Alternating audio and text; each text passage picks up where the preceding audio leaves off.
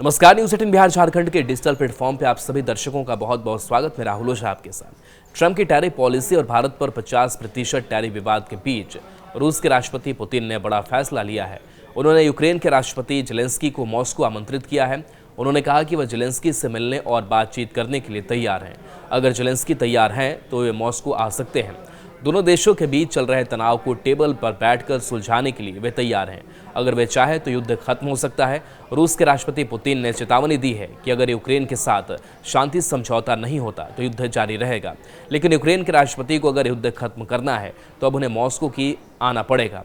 दूसरी ओर यूक्रेन के राष्ट्रपति जेलेंस्की ने पेरिस में फ्रांस के राष्ट्रपति इमैनुअल मैक्रोन और अन्य यूरोपीय नेताओं से मुलाकात की, जिसमें उन्होंने यूरोपीय संघ से रूस के खिलाफ सुरक्षा गारंटी की मांग की। वहीं जेलेंस्की ने कहा कि राष्ट्रपति पुतिन की ओर से युद्ध रोकने का कोई संकेत नहीं मिला है। बता दें कि अमेरिका के राष्ट्रपति ट्रंप रूस और यूक्रेन का युद्ध खत्म कराना चाहते हैं। इसके लिए उन्होंने रूस और यूक्रेन के राष्ट्रपतियों से अलग अलग मुलाकात भी की। पहले 15 अगस्त को राष्ट्रपति ट्रंप ने अलास्का में रूस के राष्ट्रपति पुतिन से मुलाकात की। बैठक में पुतिन ने जेलेंस्की से मुलाकात करने पर सहमति जताई, लेकिन युद्ध खत्म करने के लिए 3 शर्तें रखी। वहीं 18 अगस्त को राष्ट्रपति ट्रंप ने वाशिंगटन में अपने ऑफिस में यूक्रेन के राष्ट्रपति जेलेंस्की से मुलाकात की। वाशिंगटन में राष्ट्रपति ट्रंप से मिलने के लिए जेलेंस्की के साथ ब्रिटेन, फ्रांस, इटली और जर्मनी के राष्ट्राध्यक्ष भी आए। यूरोपीय संघ की अध्यक्ष भी उनसे मिले। सभी ने यूक्रेन का समर्थन करते हुए राष्ट्रपति ट्रंप से युद्ध खत्म कराने और यूक्रेन को रूस से सुरक्षा की गारंटी दिलाने की मांग की। इन दोनों मुलाकातों के बाद रूस और यूक्रेन में राष्ट्रपति ट्रंप की मौजूदगी में त्रिपक्षीय वार्ता होने की बात उठी, लेकिन रूसी राष्ट्रपति पुतिन ने यूक्रेन से शांति वार्ता करने से इनकार कर दिया।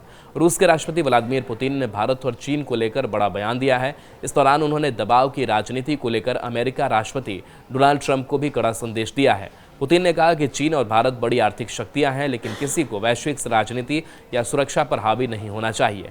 उन्होंने कहा कि सभी को विश्व में समान अधिकार हैं। बीजिंग में पत्रकारों से बात करते हुए पुतिन ने इस बात पर जोर दिया कि धमकियों का दौर अब खत्म हो चुका है। उन्होंने कहा कि अंतर्राष्ट्रीय कानून को देखें तो सभी के पास समान अधिकार है। अंतर्राष्ट्रीय व्यवस्था में भारत और चीन 2 बड़ी आर्थिक शक्तियां हैं। अगर परचेजिंग पावर की बात करें तो हमारा देश दुनिया की 4 सबसे बड़ी अर्थव्यवस्थाओं में से एक है। किसी एक देश को राजनीति या वैश्विक सुरक्षा पर हावी नहीं होना चाहिए। हम नहीं मानते कि किसी एक देश का वर्चस्व होना चाहिए। पुतिन ने कहा कि आपके पास भारत जैसा देश है जिसकी आबादी 1.5 अरब है। चीन की अर्थव्यवस्था भी बहुत मजबूत है, लेकिन उनके अपने घरेलू तंत्र और कानून भी है। जब कोई आपसे कहता है कि वे आपको सजा देंगे तो आपको सोचना होगा कि उन बड़े देशों का नेतृत्व कैसे ऐसा बोल सकता है।